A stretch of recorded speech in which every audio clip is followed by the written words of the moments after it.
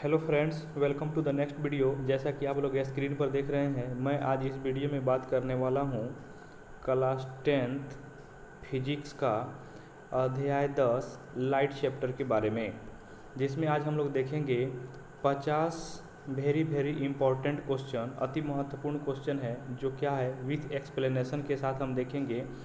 और ये PYQ भी है, इसमें PYQ है जो बोर्ड एग्ज़ाम के लिए डिज़ाइन किया गया है, स्पेशली बोर्ड एग्ज़ाम 2026। तो इसमें हम 1 बाय 1 क्वेश्चन देखेंगे और क्वेश्चंस का लेवल वैसा ही है जैसा बोर्ड एग्ज़ाम में क्वेश्चन पूछा जाता है, MCQ क्वेश्चन। तो चलिए हम अपना पहला क्वेश्चन पे चलते हैं। ये फर्स्ट क्वेश्चन है और यहाँ पे देखिए पूछा गया है प्रकाश की गति निर्वात में कितनी होती है। ये होती है 3 × 10⁸ मीटर पर सेकेंड, जो क्या है एक भौतिक स्थिरांक है, मतलब ये चेंज नहीं होता है, ये कांस्टेंट है। तो B is the right answer, 3 × 10⁸ metre per second.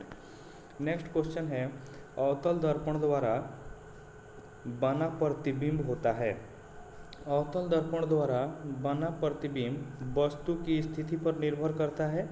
ये डिपेंड करता है कि वस्तु जो है फोकस के बाहर हो तो वास्तविक प्रतिबिंब बनेगा, और फोकस के अंदर है तो आभासी प्रतिबिंब बनेगा। तो इसका आंसर क्या हो जाएगा, सी इज द राइट आंसर, वस्तु की स्थिति पर निर्भर करता है। नेक्स्ट क्वेश्चन देखते हैं, उत्तल दर्पण में फोकस दूरी और वक्रता त्रिज्या के बीच क्या संबंध है। तो ये उत्तल दर्पण है और यहाँ से सेंटर से पोल तक की दूरी को आर कहते हैं, रेडियस ऑफ कर्वेचर बोलते हैं, और फोकस से पोल तक की दूरी को फोकल लेंथ कहते हैं। और ये होता है R = 2F। ये डायरेक्टली याद रखना है, इस पे MCQ डायरेक्टली पूछे जाते हैं और ये सभी में होता है, सभी में यही फार्मूला होता है, इसमें कोई चेंज नहीं है। अवतल दर्पण हो, उत्तल दर्पण हो या कुछ भी हो, R = 2F, B is the right answer.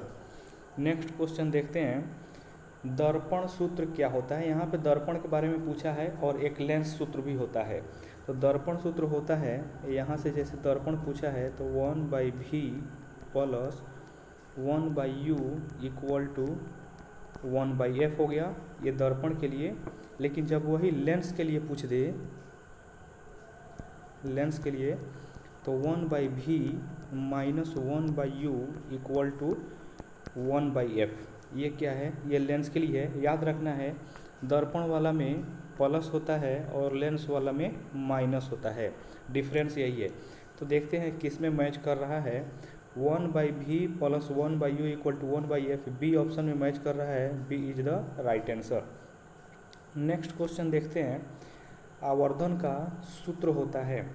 आवर्धन बेसिकली m = होता है प्रतिबिंब की दूरी बटा वस्तु की दूरी, और इसको आवर्धन को हम ऐसे भी कहते हैं प्रतिबिंब की ऊंचाई बटा वस्तु की ऊंचाई। आई से इमेज, ओ से ऑब्जेक्ट। ये फार्मूला को याद रखना है, कंबाइंड फार्मूला को। आवर्धन का फार्मूला m = प्रतिबिंब की ऊंचाई बटा वस्तु की ऊंचाई = प्रतिबिंब की दूरी बटा वस्तु की दूरी, राइट। और इसमें MCQ क्वेश्चन जैसे एग्जाम में पूछता है डायरेक्टली, ये चारों में से कोई 3 वैल्यू आपको दे देगा और एक क्वेश्चन में आपको पूछ लेगा। तो ये कंबाइंड फार्मूला आप लोग को याद रखना है, ये इम्पोर्टेंट है। तो इसमें क्या हो जाएगा, A is the right answer, m = v/u आवर्धन सूत्र। नेक्स्ट क्वेश्चन देखते हैं, आवर्धन का नियम किसने दिया था। आवर्धन का नियम स्नेल साहब ने दिया था, तो B is the right answer, Snell's. Next question देखते हैं, स्नेल्स का नियम क्या है। स्नेल्स का नियम होता है μ = sin I बटा sin R। ये देखिए किस में मैच कर रहा है, A option is the right answer. μ = sin I/sin R, जहाँ पे I आपतन कोण है और R अपवर्तन कोण है, म्यू क्या है, अपवर्तनांक होता है। इसको याद रखना है, इस पे भी क्वेश्चन पूछा जाता है बोर्ड एग्जाम में, MCQ। नेक्स्ट क्वेश्चन देखते हैं, जल का अपवर्तनांक कितना होता है। तो जल का अपवर्तनांक 1.33 होता है, लेकिन एक टेबल यहाँ पे मैंने दे रखा है, इस टेबल में यहाँ पे देखिए डायमंड का होता है 2.4, ग्लास का होता है 1.5 और वाटर का होता है 1.33, वैक्यूम का होता है 1। ये 4 ऑप्शन आपको याद रखना है, diamond, glass, water and vacuum, ये 4 आपको याद रखना है। ये चारों में से कोई भी घुमा फिरा के डिफरेंट मतलब एग्जाम में पूछता है, तो याद रखना है चारों का। और एक रिलेशन यहाँ पे ये दे रखा है, जैसे यहाँ पे आप लोग देख रहे होंगे, जैसे जैसे डेंसिटी बढ़ेगा, यहाँ पे नीचे की तरफ एरो आ रहा है, हाई डेंसिटी पे अपवर्तनांक ज़्यादा होता है। तो डायमंड में डेंसिटी काफ़ी ज़्यादा होता है, हाईली डेंस है डायमंड, इसलिए इसका अपवर्तनांक ज़्यादा है, 2.4 है। एक ये भी रिलेशन आपको याद रखना है। अपवर्तनांक is directly proportional to mu, directly proportional to density, ये भी फॉर्मूला आपको याद रखना है। तो इस क्वेश्चन का आंसर हो जाएगा जल का अपवर्तनांक 1.33, B is the right answer. Next question देखते हैं, लेंस की शक्ति का एसआई मात्रक क्या होता है? तो power equal to 1 focal length, और इसको हम लिख सकते हैं फोकल लेंथ का एसआई यूनिट मीटर होता है, यहाँ पे देखिए, और यही इक्वल टू होता है डायोप्टर।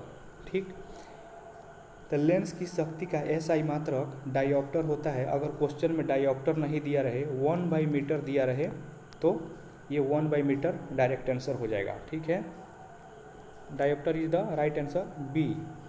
नेक्स्ट क्वेश्चन देखते हैं, लेंस की शक्ति का सूत्र क्या होता है? जैसे हमने प्रीवियस क्वेश्चन में देखा, शक्ति इक्वल टू, लेंस की शक्ति equal to p equal to 1/f, 1/f, यहाँ पे देखिए B is the right answer.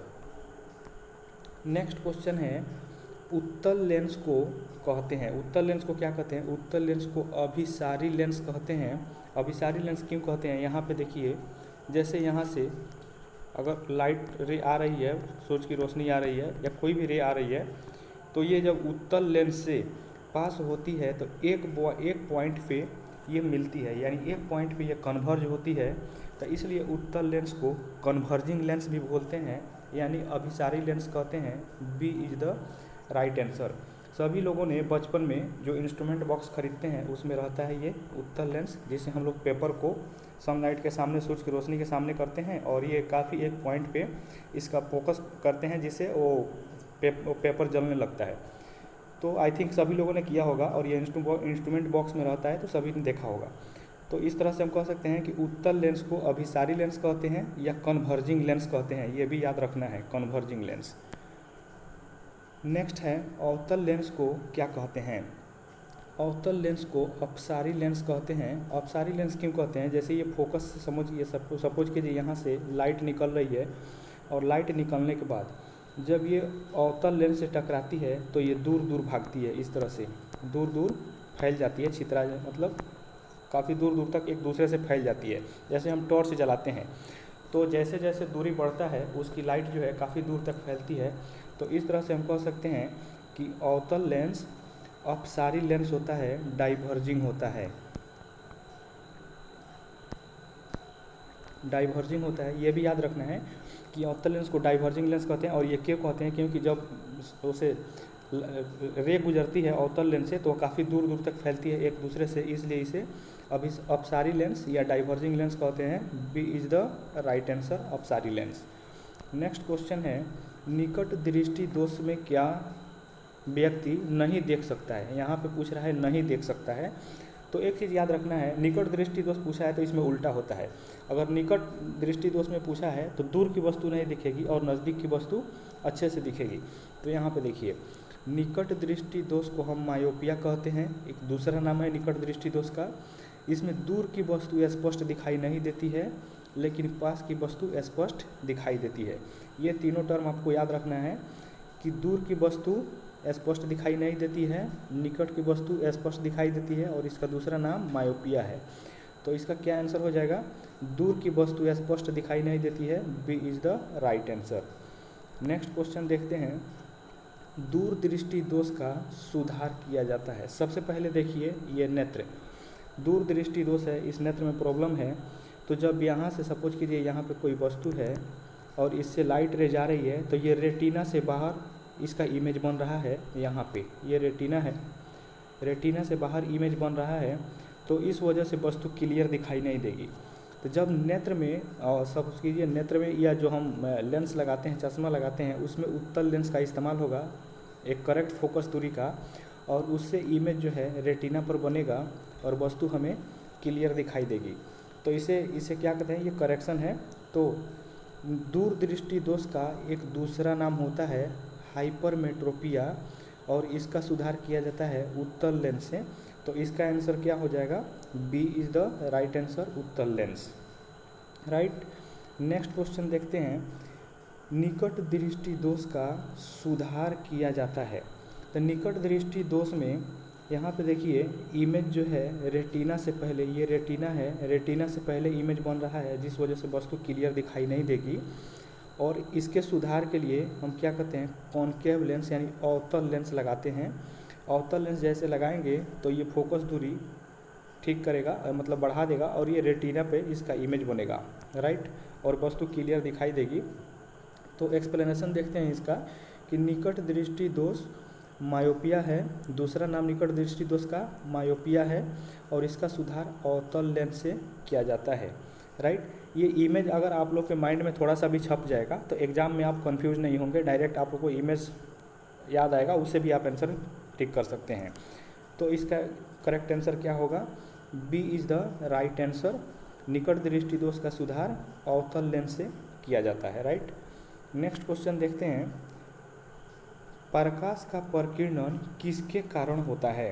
प्रकाश का प्रकीर्णन है क्या मतलब क्या है कि जब सनलाइट, यहाँ से सनलाइट आ रही है और ये धूल कण है, जब इस पे लाइट पड़ती है तो ये बिखर जाती है, चारों दिशाओं में फैल जाती है, इसे स्कैटरिंग ऑफ लाइट बोलते हैं। और ये क्यों हुआ, जब वो सनलाइट किसी धूल कण पे पड़ी और वो चारों दिशा में फैल गई, तो इससे धूल कण की वजह से। तो यहाँ पे क्या पूछ रहा है, प्रकाश का प्रकीर्णन वायुमंडल में उपस्थित धूल के कणों, जलवाष्प और अन्य सूक्ष्म कणों से होता है। तो ऑप्शन में देखते हैं क्या है, धूल के कणों के द्वारा, A is the right answer. ये तीनों ऑप्शन नहीं होगा, A is the right answer, प्रकाश का प्रकीर्णन धूल के कणों के द्वारा होता है। राइट। नेक्स्ट क्वेश्चन देखते हैं, आकाश नीला क्यों दिखाई देता है। नीला क्यों दिखाई देता है, सबसे पहले देखिए आकाश नीला दिखाई देने का कारण है प्रकाश का प्रकीर्णन, scattering of light. Right. Next question है, यहाँ पे देखिए आकाश नीला दिखाई देता है क्योंकि नीले रंग की तरंगदैर्ध्य कम होती है और वह अधिक प्रकीर्णित होता है। राइट, स्कैटरिंग ज़्यादा होती है, उसका वेवलेंथ कम होता है इसीलिए। तो इसका क्या आंसर हो जाएगा, प्रकाश के प्रकीर्णन के कारण B is the right answer. आकाश नीला दिखाई देता है प्रकाश के प्रकीर्णन के कारण, और प्रकाश के प्रकीर्णन की वजह से ये 5 ऑप्शन भी आपको याद रखना है। प्रकाश के प्रकीर्णन की वजह से क्या क्या होता है, पृथ्वी से आकाश का रंग हल्का नीला दिखाई देता है, गहरे जल का नीला दिखाई देना ये भी प्रकीर्णन के कारण होता है, चंद्रमा के तल से आकाश का नीला दिखाई देना यह भी प्रकीर्णन के कारण होता है, सूर्योदय अथवा सूर्यास्त के समय सूर्य का लाल दिखाई देना यह भी प्रकीर्णन के कारण होता है। राइट। चलते हैं नेक्स्ट क्वेश्चन में, इंद्रधनुष बनने का क्या कारण है। इंद्रधनुष बनने का कारण है, जैसे यहाँ पे देखिए बारिश के दिनों में जनरली इंद्रधनुष बनता है, ऐसे आप दिखाई नहीं देगा इंद्रधनुष आपको, ठीक है। तो जैसे यहाँ पे सूरज की रोशनी ये बारिश की बूंद पे पड़ी और ये बूंद पे पड़ने के बाद यहाँ पे इसका रिफ्लेक्शन हुआ और रिफ्रैक्शन हुआ, और ये पानी के बूंद के अंदर टोटली इंटरनल रिफ्लेक्शन हुआ इसका। तो इसमें तीनों होता है, रिफ्लेक्शन, रिफ्रैक्शन और टोटल इंटरनल रिफ्लेक्शन। तो इंद्रधनुष बनने का प्रकाश के अपवर्तन, पूर्ण आंतरिक परावर्तन और वर्ण विक्षेपण ये तीनों होगा तो इंद्रधनुष बनेगा। अगर ऑप्शन में ये तीनों है तो गुड, अगर नहीं है तो ये तीनों में से कोई ऑप्शन दिया रहेगा। तो ऑप्शन में देखते हैं, प्रकाश का अपवर्तन, प्रकाश का परावर्तन ये दोनों होता है, सही है। प्रकाश का पूर्ण आंतरिक परावर्तन ये भी सही है, लेकिन डी ऑप्शन दिया है प्रकाश का अपवर्तन और प्रकाश का पूर्ण आंतरिक परावर्तन दोनों। तो ये बेटर सूट कर रहा है आंसर क्वेश्चन को, तो D is the right answer इस क्वेश्चन में। ठीक है, ये याद रखना है, ये जनरल एग्जाम में भी पूछा जाता है कि इंद्रधनुष बनने का कारण क्या है, रेनबो क्यों बनता है। तो प्रकाश के अपवर्तन, प्रकाश के परावर्तन और पूर्ण आंतरिक परावर्तन और वर्ण विक्षेपण के कारण होता है। राइट, तो इसका D is the right answer. Next है, पूर्ण आंतरिक परावर्तन कब होता है। पूर्ण आंतरिक परावर्तन होने का क्या रीज़न है? जब प्रकाश सघन माध्यम से विरल माध्यम में जाती है तो पूर्ण आंतरिक परावर्तन होता है। सब ये वाटर है, ये सघन मीडियम है, और ये एयर है, ये रेयरर मीडियम है, मतलब ये सघन और ये विरल माध्यम। तो वाटर जो ये लाइट जो है वाटर से एयर में जाएगी तो यहाँ पे पूर्ण आंतरिक परावर्तन हो गया, यहाँ पे देखिए गई, और ये तो फिर इसी में रिटर्न हो गई। तो ये क्या होता है? पूर्ण आंतरिक परावर्तन होता है। तो इसका आंसर हो जाएगा प्रकाश सघन माध्यम से विरल माध्यम में जाती है, A is the right answer. Next question देखते हैं, क्रांतिक कोण का मान निर्भर करता है। क्रांतिक कोण का मान दोनों माध्यमों के अपवर्तनांक पर निर्भर करता है, राइट। तो B is the right answer, दोनों माध्यमों के अपवर्तनांक पर। नेक्स्ट क्वेश्चन देखते हैं, और ये देखिए ये आप लोग के लिए है और ये आप लोग का काम है। हमारे चैनल से जुड़े रहिए और इसी तरह का अपडेट पाने के लिए आप हमारे चैनल को सब्सक्राइब कीजिए, वीडियो को लाइक कीजिए, कमेंट कीजिए, शेयर कीजिए। और इस जो ये पीपीटी हम आपको अभी दिखा रहे हैं और इसका पीडीएफ फाइल अगर आपको चाहिए तो आप हमारे टेलीग्राम चैनल, इस QR कोड का स्कैन करके आप टेलीग्राम चैनल पर जुड़ सकते हैं, जहां ये पीपीटी फाइल, वीडियो का लिंक और ये PDF फाइल भी आपको मिलेगा। तो उम्मीद करता हूँ यहाँ तक का प्रोसेस समझ में आ गया होगा, और ये आप लोग का काम है। आप लोग जितना मनोबल बढ़ाएंगे उसके अकॉर्डिंग हम काम करेंगे। और दूसरी बात है कि आप लोग कमेंट करके बताइए कि आप लोगों को किस टॉपिक पे वीडियो चाहिए। मतलब मेरा अभी टारगेट है कि साइंस में फिजिक्स, केमिस्ट्री, बायोलॉजी हर टॉपिक पे 50-50 MCQ क्वेश्चन का, ऑब्जेक्टिव क्वेश्चन का वीडियो बनाना, जिससे आप लोग का पूरा साइंस कवर हो जाए और एग्ज़ाम में ईजिली आप अच्छा स्कोर कर पाएँ। मतलब मेरा टारगेट यही है कि एग्ज़ाम में ऑब्जेक्टिव क्वेश्चन एक भी नहीं छूटे। तो इस अपडेट को पाने के लिए हमारे चैनल से जुड़े रहिए। चलिए देखते हैं नेक्स्ट क्वेश्चन, राइट। प्रिज्म में प्रकाश के लिए न्यूनतम विचलन कोण पर क्या होता है? मतलब न्यूनतम विचलन कोण की स्थिति में आपतन कोण और निर्गत कोण दोनों बराबर होते हैं, ए इज द राइट आंसर। न्यूनतम विचलन के प्रिज्म से न्यूनतम विचलन के लिए क्या होना चाहिए? आपतन कोण और निर्गत कोण दोनों बराबर होना चाहिए, तभी न्यूनतम विचलन होगा, मिनिमम डेविएशन होगा, राइट। नेक्स्ट क्वेश्चन देखते हैं, मानव नेत्र में प्रतिबिंब बनता है। ये येलो वाला जो पीला कलर का जो आपको पोर्शन दिख रहा है यहाँ से यहाँ तक, ये रेटिना है, और मानव नेत्र में जो प्रतिबिंब है रेटिना पर बनता है, राइट। प्रतिबिंब वस्तु की रेटिना पे बनता है, B is the right answer. चलिए नेक्स्ट क्वेश्चन देखते हैं, नेत्र लेंस की फोकस दूरी नियंत्रित होती है। तो नेत्र लेंस का फोकस दूरी नियंत्रित होती है सिलियरी मांसपेशियों के द्वारा। ये जो पीला कलर का दिख रहा है लेंस के दोनों साइड में कनेक्ट है लेंस के साथ, वही लेंस को कंट्रोल करता है। जैसे मान के चलिए किसी को काफ़ी दूर की वस्तु को देखना है, काफ़ी दूर की वस्तु कोई देख रहा है, तो उस टाइम नेत्र का जो लेंस है उसका फोकस दूरी चेंज होगा, और जो कभी नज़दीक की वस्तु को देखना होता है उसमें भी लेंस का फोकस दूरी चेंज होता है, और ये चेंज करने का काम करता है सिलियरी मांसपेशिया। सिलियरी मांसपेशिया के द्वारा मानव नेत्र का फोकस दूरी कंट्रोल होता है, जो संकुचन और शिथिलन से, ठीक है। तो इसका आंसर क्या हो जाएगा? सिलियरी मांसपेशियों के द्वारा मानव नेत्र का फोकस दूरी कंट्रोल होता है। ये आपको याद रखना है, ये जनरल एग्जाम में भी पूछा जाता है, बोर्ड एग्जाम में भी पूछा जाता है। ये काफ़ी अच्छा क्वेश्चन है, इसको इम्पोर्टेंट लिख देते हैं, ऐसे आप माइंड में रखेंगे। नेक्स्ट क्वेश्चन देखते हैं, सामंजन क्षमता किसे कहते हैं? सामंजन क्षमता वही है जब सिलियरी मांसपेशियों के द्वारा नेत्र लेंस अपना फोकस दूरी कंट्रोल करता है, तो उसे सामंजन क्षमता बोलते हैं। तो सामंजन क्षमता है नेत्र की अपनी फोकस दूरी को बदलकर विभिन्न दूरी वाली वस्तुओं को देखना, यही क्या है? सामंजन क्षमता है, A is the right answer, नेत्र की फोकस दूरी बदलने की क्षमता। और ये किसके सहायता से बदलता है? सिलियरी मांसपेशियों की सहायता से बदलता है। चलिए ए, इसका आंसर क्या हो जाएगा? ए। नेक्स्ट क्वेश्चन देखते हैं, सामान्य नेत्र की निकट बिंदु की दूरी क्या होती है?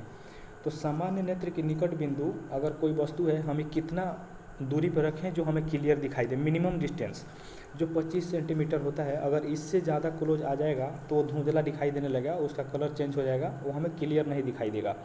तो एटलीस्ट मिनिमम 25 सेंटीमीटर की दूरी पे होना चाहिए, तब हमें वो क्लियर दिखाई देगा। तो इसका आंसर हो जाएगा B is the right answer, 25 centimetre. Next question देखते हैं, सामान्य नेत्र का दूर बिंदु क्या होता है? ये कोई लिमिट नहीं है, आप जितना दूर देख सकते हैं, अगर नेत्र में कोई इशू नहीं है, कोई प्रॉब्लम नहीं है, तो जितना दूर आप देख सकते हैं, क्लियर देख सकते हैं, वो क्या है? मैक्सिमम डिस्टेंस है। तो इसका आंसर हो जाएगा अनंत, इनफाइनाइट। सामान्य नेत्र की दूर बिंदु इनफाइनाइट होती है, अनंत होती है, राइट। नेक्स्ट क्वेश्चन देखते हैं, सूर्यास्त के समय सूर्य लाल दिखाई देता है, इसका क्या कारण है? इसका कारण प्रकाश के प्रकीर्णन के कारण होता है। सूर्यास्त के समय सूर्य का लाल दिखाई ना प्रकाश का प्रकीर्णन के कारण, और ये होता है जब प्रकाश का प्रकीर्णन होगा तो रेड लाइट और ये वायलेट लाइट, वायलेट कलर जो है, यहाँ पे रेड लाइट का तरंगदैर्ध्य सबसे ज़्यादा होता है और वायलेट का तरंगदैर्ध्य मिनिमम होता है, ये आपको पता होगा। तो जब रेड लाइट का तरंगदैर्ध्य सबसे ज़्यादा होता है और इसका डिफ्लेक्शन भी, जैसे यहाँ से देखिए ये कम डिफ्लेक्ट हो रहा है और ये ज़्यादा डिफ्लेक्ट हो रहा है, जब इसका रेड लाइट का डिफ्लेक्शन कम होता है तो ये मैक्सिमम दूरी तय करता है, इसीलिए ये हमें इजली दिखाई देता है। तो ये हम कह सकते हैं कि सूर्यास्त के समय सूर्य का लाल दिखाई देना प्रकाश के प्रकीर्णन के कारण होता है। और ये क्यों होता है मैंने बता दिया, वेवलेंथ ज़्यादा होता है, इसका जो है डेविएशन कम होता है, प्रकीर्णन कम होता है यहाँ से। नेक्स्ट क्वेश्चन देखते हैं, फाइबर ऑप्टिक्स का सिद्धांत, ये इम्पोर्टेंट क्वेश्चन है, जनरल एग्जाम में भी इसे पूछा जाता है। तो फाइबर ऑप्टिक्स का सिद्धांत किस पे आधारित है? पूर्ण आंतरिक परावर्तन के सिद्धांत पर आधारित है। फाइबर ऑप्टिक्स का सिद्धांत पूर्ण आंतरिक परावर्तन के सिद्धांत पर आधारित है। तो यहाँ पे देखिए B is the right answer, प्रकाश का पूर्ण आंतरिक परावर्तन। नेक्स्ट क्वेश्चन देखते हैं, कैमरे में कौन सा लेंस प्रयोग किया जाता है? ये कैमरा है, यहाँ पे देखिए एक लेंस लगा हुआ है और ये एक आदमी है, इसका इमेज यहाँ पे बन रहा है। तो ये कौन सा लेंस है? उत्तल लेंस है। तो कैमरे में उत्तल लेंस का प्रयोग होता है, B is the right answer, उत्तल लेंस। नेक्स्ट क्वेश्चन देखते हैं, माइक्रोस्कोप में कौन सा लेंस का प्रयोग होता है? तो माइक्रोस्कोप में दो लेंस होता है, एक ऑब्जेक्ट लेंस जो वस्तु के पास में होता है और एक आई लेंस जो हमारे नेत्र के पास में होता है, ठीक। तो सबसे पहला क्या ध्यान रखना है कि माइक्रोस्कोप में दो लेंस होता है, एक ऑब्जेक्ट लेंस होता है और दूसरा आई लेंस होता है। दोनों क्या है? उत्तल लेंस है, ये दोनों उत्तल लेंस है, यहाँ पे दिख रहा होगा फिगर में। तो इसका आंसर हो जाएगा B is the right answer, दोनों उत्तल लेंस होता है। नेक्स्ट क्वेश्चन देखते हैं, दर्पण में बना प्रतिबिंब हमेशा क्या होता है? जैसे मिरर के सामने अगर हम खड़ा हो जाएं या आप कोई खड़ा हो जाए, तो वहाँ पे देखिए आप अपना अगर राइट हैंड उठाते हैं मिरर के सामने, तो आपको वो लगेगा कि मेरा लेफ़्ट हैंड मिरर में उठा हुआ दिखाई दे रहा है, राइट। तो उसको क्या बोलते हैं? पार्श्व प्रतिबिंब बोलते हैं। तो यहाँ पे देखिए समतल दर्पण में बना प्रतिबिंब हमेशा पार्श्व और उल्टा प्रतिबिंब बनाता है, यानी दर्पण में बना प्रतिबिंब हमेशा पार्श्व और उल्टा, C is the right answer. Next question है, अगर वस्तु अवतल दर्पण के, यहाँ पे देखिए अवतल दर्पण के फोकस पर रखी जाए, ये अवतल दर्पण है, इसके फोकस पे यहाँ पे वस्तु रखी है, ये फोकस पे वस्तु रखी है, जब इसे लाइट रे रिफ्लेक्ट हो रहा है तो ये एक दूसरे के पैरेलल जा रहा है और ये कहाँ पे मिलेगा? इनफाइनाइट पे मिलेगा। तो इसे हम कह सकते हैं कि जब वस्तु अवतल दर्पण के फोकस दूरी पर रख दी जाती है तो प्रतिबिंब अनंत पर बनता है, राइट। ये याद रखना है कि प्रतिबिंब अनंत पर बनता है, C is the right answer, infinite पर बनेगा इसका इमेज, क्योंकि ये दोनों जो रे है, रिफ्लेक्टेड रे, वो कहीं मिलेगा नहीं, इनफाइनाइट पे मिलेगा, तो इसलिए हम कह सकते हैं कि इसका इमेज इनफाइनाइट पे बनेगा। नेक्स्ट क्वेश्चन है, उत्तल दर्पण का उपयोग होता है। उत्तल दर्पण, यहाँ पे देखिए उत्तल दर्पण है, उत्तल दर्पण का उपयोग गाड़ियों के साइड मिरर में इस्तेमाल होता है, जो पीछे से आने वाली गाड़ी होती है या कोई भी व्हीकल होता है उसको देखने के लिए, क्योंकि उत्तल दर्पण सीधा प्रतिबिंब बनाता है और वस्तु से छोटा प्रतिबिंब बनाता है, तो हमें पीछे से बैक साइड से काफ़ी दूर से आने वाली गाड़ी भी हमें दिख जाती है कि बड़ी गाड़ी है, छोटी गाड़ी है, कौन सी गाड़ी है, क्या है, राइट। तो हम कह सकते हैं कि उत्तल दर्पण का उपयोग वाहनों के साइड मिरर में होता है, इसका answer C is the right answer, वाहनों के साइड मिरर में। नेक्स्ट क्वेश्चन है, अवतल दर्पण का उपयोग होता है। अवतल दर्पण का उपयोग जनरली सैलून में आप देखे होंगे, सैलून में जैसे बाल कटाने जाते हैं या शेविंग कराने जाते हैं तो वहाँ पे अवतल दर्पण का उपयोग किया जाता है इमेज को बड़ा दिखाने के लिए, राइट। तो अवतल दर्पण का उपयोग शेविंग मिरर के रूप में आवर्धित प्रतिबिंब बनाने के लिए कहा ना कि बड़ा इमेज बनाने के लिए, मतलब आवर्धित प्रतिबिंब बनाने के लिए इसका इस्तेमाल किया जाता है। तो ऑर्थो दर्पण का उपयोग सेविंग मिरर के रूप में किया जाता है। ये is the right answer. Next question देखते हैं, लेंस का सूत्र क्या होता है। जैसे मैंने शुरू में ही बताया था, लेंस का सूत्र होता है 1/v minus 1/u equal to 1/f होता है। ये फार्मूला याद रखना है, यहाँ पे सिर्फ माइनस होता है लेंस वाला में। और ये देखिए किससे मैच कर रहा है, 1/v minus 1/u equal to 1/f। ये is the right answer. Next question देखते हैं, जब प्रकाश एक माध्यम से दूसरे माध्यम में जाता है तो अपरिवर्तित मतलब क्या नहीं बदलता है। जब प्रकाश एक माध्यम से दूसरे माध्यम में जाता है तो उसका फ्रीक्वेंसी यानी आवृत्ति नहीं बदलता है। तो इसका आंसर हो जाएगा B. B is the right answer. उसकी आवृत्ति, उसकी फ्रीक्वेंसी नहीं बदलती है। नेक्स्ट क्वेश्चन है, प्रकाश किस प्रकार का तरंग है। प्रकाश जो है अनुप्रस्थ विद्युत चुंबकीय तरंग है। ये पूरा टर्म आपको याद रखना है। प्रकाश जो है अनुप्रस्थ विद्युत चुंबकीय तरंग है। तो इसका आंसर है अनुप्रस्थ। सिर्फ इसमें अनुप्रस्थ लिखा है। अगर मान के चलिए अनुप्रस्थ नहीं लिखे, विद्युत चुंबकीय तरंग लिखे या मैग्नेटिक वेव लिखे या इलेक्ट्रिकल वेव लिखे तो कंफ्यूज नहीं होना है। विद्युत चुंबकीय तरंग होता है, ये याद रखना है। तो अनुप्रस्थ विद्युत चुंबकीय तरंग, A is the right answer. Next देखते हैं, श्वेत प्रकाश में कितने रंग होते हैं। तो श्वेत प्रकाश में सबको पता है 7 रंग होते हैं। विबिग्योर कॉन्सेप्ट सबको पता होगा। नेक्स्ट क्वेश्चन देखते हैं, प्रकाश का वेग अधिकतम होता है। प्रकाश का वेग हमने फर्स्ट क्वेश्चन ही देखा है कि प्रकाश का वेग 3.3 into 10 to the power 8 metre per second होता है निर्वात में, राइट। तो यहाँ पे देखिए ये जो हमने सीक्वेंस दे रखा है इसको याद रखना है। सबसे ज़्यादा प्रकाश का वेग वैक्यूम में होता है, उसके बाद हवा में होता है, उसके बाद पानी में, उससे कम ग्लास में, सबसे कम डायमंड में। ये सीक्वेंस आपको याद रखना है कि प्रकाश का वेग किस में कितना होता है। अगर 3-4 ऑप्शन दे दे और उसमें बोले कि आपको इंक्रीजिंग या डिक्रीजिंग ऑर्डर में सजाना है तो ये आपको याद होना चाहिए। तो फिलहाल इस क्वेश्चन के लिए निर्वात में मैक्सिमम होता है, C is the right answer. और वो होता है 3 into 10 to the power 8 metre per second. Next question है, कांच का अपवर्तनांक कितना होता है। तो ये टेबल देखिए, कांच का अपवर्तनांक और पूरा इसमें दिया गया है। यहाँ पे देखिए ग्लास का कांच जो है 1.5 होता है, डायमंड का 2.4 होता है, वाटर का 1.33 होता है। ये याद रखना है टेबल आपको, डायमंड, ग्लास एंड पानी, यानी ये 3 याद रखना है। और इस क्वेश्चन में हमें पूछा है कांच का अपवर्तनांक। कांच का अपवर्तनांक होता है 1.5, B is the right answer. लेकिन ये याद रखना है डायमंड में 2.4 होता है और पानी में 1.33 होता है, राइट। नेक्स्ट क्वेश्चन देखते हैं, 2 लेंस की संयुक्त शक्ति होती है। 2 लेंस है और ये यहाँ पे देखिए दोनों लेंस एक दूसरे से सटा हुआ है। सपोज कीजिए एक लेंस यहाँ पे है और एक लेंस यहाँ पे है और दोनों के बीच में d डिस्टेंस है। तो इस केस में फार्मूला दूसरा हो जाता है।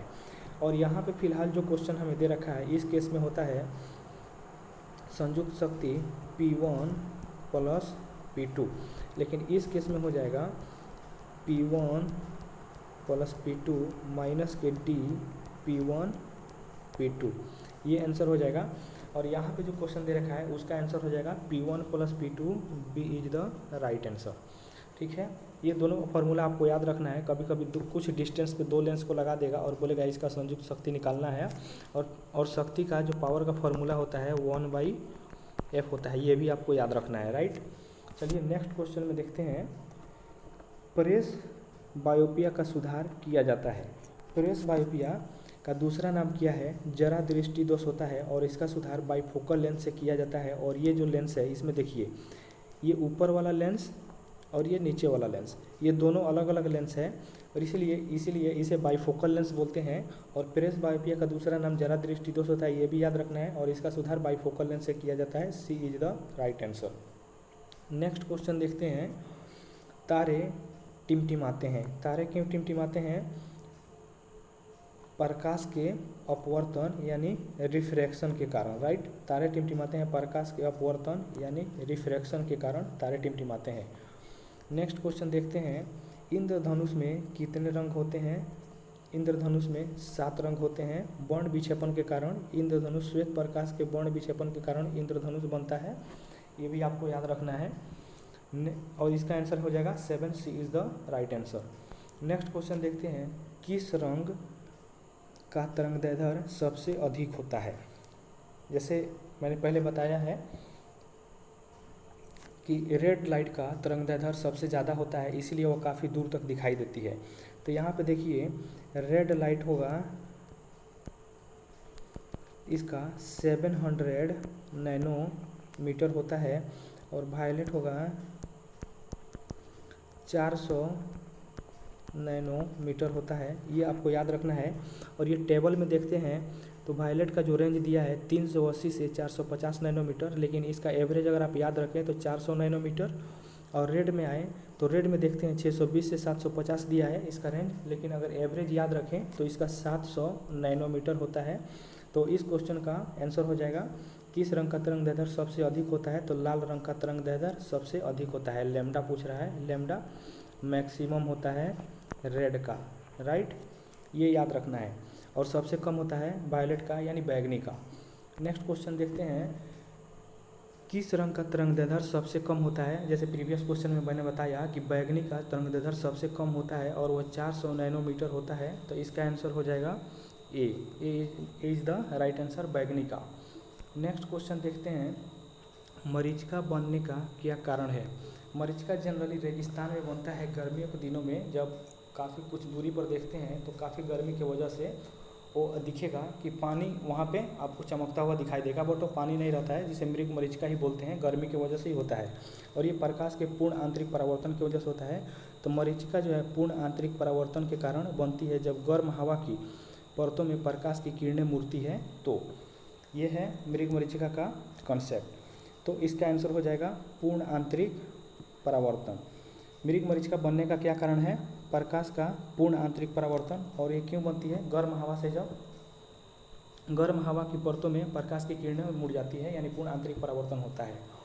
नेक्स्ट क्वेश्चन देखते हैं, हीरे की चमक का क्या कारण है? हीरे का चमक का कारण होता है पूर्ण आंतरिक परावर्तन, यानी टोटल इंटरनल रिफ्लेक्शन। जैसे इमेज में आप देखेंगे यहाँ से सनलाइट आ रहा है और ये हीरा के अंदर ही एक यहाँ पे टकराया, फिर यहाँ पे टकराया, फिर यहाँ पे बाहर निकला और यहाँ पे हम देख रहे हैं। तो हीरे के अंदर जब लाइट एंटर की और उसके बाद वो बाहर के किसी भी सरफेस से वो बाहर नहीं निकली, किसी भी सतह से बाहर नहीं निकली, अंदर ही अंदर टकराने के बाद वो फिर किसी दूसरे सतह से जो बाहर निकलती है, तो उसे क्या बोलते हैं? पूर्ण आंतरिक परावर्तन होता है। और पूर्ण आंतरिक परावर्तन के कारण ही हीरा का चमक ज़्यादा होता है। तो इसका आंसर हो जाएगा B is the right answer, प्रकाश का पूर्ण आंतरिक परावर्तन। ठीक है, नेक्स्ट क्वेश्चन देखते हैं, कौन सा दर्पण हमेशा आभासी प्रतिबिंब बनाता है? उत्तल दर्पण और समतल दर्पण। उत्तल दर्पण और समतल दर्पण हमेशा आभासी, सीधा और छोटा प्रतिबिंब बनाते हैं, ये आपको याद रखना है। ये भी काफ़ी अच्छा क्वेश्चन है। तो इसका आंसर हो जाएगा डी। यहाँ पे देखिए, ए में दिया है अवतल दर्पण, बी में दिया है उत्तल दर्पण, सी में दिया है समतल दर्पण। तो हमारा कॉन्सेप्ट क्या है कि उत्तल दर्पण और समतल दर्पण, तो ये नहीं होगा, बी और सी आंसर होगा। तो डी में दिया है बी और सी दोनों। तो कौन सा दर्पण हमेशा आभासी प्रतिबिंब बनाता है? उत्तल और समतल, ये आपको याद रखना है। उत्तल और समतल दर्पण हमेशा आभासी, सीधा और छोटा प्रतिबिंब बनाता है, राइट। नेक्स्ट क्वेश्चन देखते हैं एंड लास्ट क्वेश्चन है, कौन सा लेंस हमेशा आभासी प्रतिबिंब बनाता है? अवतल लेंस। पिछले क्लास में दर्पण था, ये लेंस का क्वेश्चन है। तो कौन सा लेंस हमेशा आभासी प्रतिबिंब बनाता है? तो अवतल लेंस हमेशा आभासी, यहाँ पे देखिए आभासी, छोटा, सीधा प्रतिबिंब बनाता है, चाहे वस्तु की स्थिति कुछ भी हो। ठीक है, तो इसका आंसर हो जाएगा B is the right answer. और यहाँ पे देखिए नेक्स्ट देखते हैं, यहाँ पे कुछ इंपॉर्टेंट फार्मूला है जो आपको याद रखना है, आपके एग्जाम के लिए काफ़ी इंपॉर्टेंट है। इस पर क्वेश्चंस भी पूछे जाते हैं, कभी कभी ऑब्जेक्टिव क्वेश्चन रहता है और 5 नंबर का भी क्वेश्चन दिया जाता है एग्जाम में आपको इस पर सोल्व करने के लिए। तो दर्पण का सूत्र होता है 1/v + 1/u = 1/f, इसमें प्लस होता है। लेंस का सूत्र होता है 1/v माइनस, इसमें माइनस होता है। ये माइनस प्लस का डिफरेंस आपको याद रखना है, नहीं तो एग्जाम में कन्फ्यूजन हो जाता है। आवर्धन का फॉर्मूला होता है वस्तु की प्रतिबिंब की दूरी बटा वस्तु की दूरी v/u, या प्रतिबिंब की आकार बटा वस्तु की आकार। ये फार्मूला आपको याद रखना है, इस पर भी डायरेक्ट क्वेश्चन पूछा जाता है। लेंस की शक्ति होती है 1/f और इसका यूनिट होता है डायोप्टर, जो मैंने पिछले क्वेश्चंस में बताया है। एस्नेल्स का नियम होता है म्यू इक्वल टू अपवर्तनांक होता है म्यू और sine i upon sine r होता है। क्रांतिक कोण होता है, ये इंपॉर्टेंट है, इस पर भी क्वेश्चन पूछा जाता है, साइन सी इक्वल टू 1/μ और आर इक्वल टू 2f। वक्रता त्रिज्या का जो रिलेशन होता है फोकल लेंथ से, आर इक्वल टू 2f। चलिए अब देखते हैं साइन कन्वेंशन के बारे में। ये कंसेप्ट सबको पता होगा। ये एक्स एक्सिस, इधर माइनस एक्स एक्सिस और इधर प्लस एक्स एक्सिस, इधर प्लस वाई एक्सिस, इधर माइनस वाई एक्सिस, ठीक है। और ये सेंटर हो गया। यहाँ से सेंटर से जैसे इधर गए तो माइनस, इधर गए तो प्लस, ऊपर गए तो प्लस, नीचे गए तो माइनस। इसी बेसिस पे हम साइन कन्वेंशन लेते हैं। और इसमें देखिए वस्तु की दूरी हमेशा ऋणात्मक होती है, मतलब ये सेंटर से लेफ्ट साइड में वस्तु होती है तो हमेशा ऋणात्मक होती है, याद रखना है। प्रतिबिंब की दूरी वास्तविक प्रतिबिंब के लिए धनात्मक होती है और आभासी प्रतिबिंब के लिए ऋणात्मक होती है, ठीक है। फोकस दूरी, ये याद रखना है आपको, उत्तल लेंस और अवतल दर्पण, उत्तल लेंस और अवतल दर्पण के लिए धनात्मक होता है, जबकि अवतल लेंस और उत्तल दर्पण के लिए ऋणात्मक होता है, राइट। ये कंसेप्ट है, आपको याद रखना है, ये भी काफ़ी आपको हेल्प करेगा एग्जाम में क्वेश्चन सोल्व करने में, ठीक है। उम्मीद करता हूँ कि सेशन समझ में आया होगा। अगर आप लोग को किसी क्वेश्चन में डाउट लगे या आंसर में मिसमैच हो गया हो बाय द वे, तो आप कमेंट कीजिए। दूसरी बात है कि अगर आप आंसर मैच कर रहे हैं तो पहले किसी रेफरेंस बुक या एनसीईआरटी बुक से आंसर मैच करें, उसके बाद आप कमेंट करें, क्योंकि आप जनरली गाइड से पढ़ते हैं, जो मार्केट में बहुत सारे गाइड अवेलेबल हैं, उसमें कभी कभी आंसर गलत दिया रहता है, तो उसको देखने के बाद डायरेक्ट ये नहीं बोलें कि हाँ ये गलत है। पहले कोशिश करें कि एनसीईआरटी बुक देखें या कोई रेफरेंस बुक जो स्टैंडर्ड है आप पढ़ते हैं उसको देखें, उसके बाद कमेंट करें। और दूसरी बात, अगर आप लोग को और वीडियो चाहिए किसी और टॉपिक पे, तो आप ये कमेंट करें कि हाँ हमें इस टॉपिक पे वीडियो, इस क्वेश्चन, इतना नंबर, इतना क्वेश्चन चाहिए, तो मैं कोशिश करूँगा वीडियो बनाने के लिए। ऐसे मैंने शुरू किया है 50-50 क्वेश्चंस का मैराथन, जो एग्ज़ाम होने से पहले तक मैं साइंस के सारे टॉपिक जैसे फिजिक्स, केमिस्ट्री, बायोलॉजी के हर चैप्टर का 50-50 क्वेश्चन मैं पूरा करूँगा। ये मेरा टारगेट है। और दूसरी बात है, आपको ये इस वीडियो का PDF या ये PPT फाइल अगर आपको चाहिए तो आप मेरे टेलीग्राम चैनल SN Academy 311 पे जुड़ सकते हैं, और ये QR कोड है, इसको आप स्कैन करके वहाँ पे जुड़ सकते हैं। दूसरी बात है, मेरा यूट्यूब चैनल का ये नेम है @SN Academy 311। आप कमेंट लाइक कीजिए, कमेंट कीजिए, शेयर कीजिए, एंड मतलब और अपडेट पाने के लिए हमारे चैनल से जुड़े रहिए, ठीक है। उम्मीद करता हूँ कि ये प्रोसेस, इतना वीडियो समझ में आया होगा। फिर मिलते हैं नेक्स्ट वीडियो में। Thanks for watching, all the best.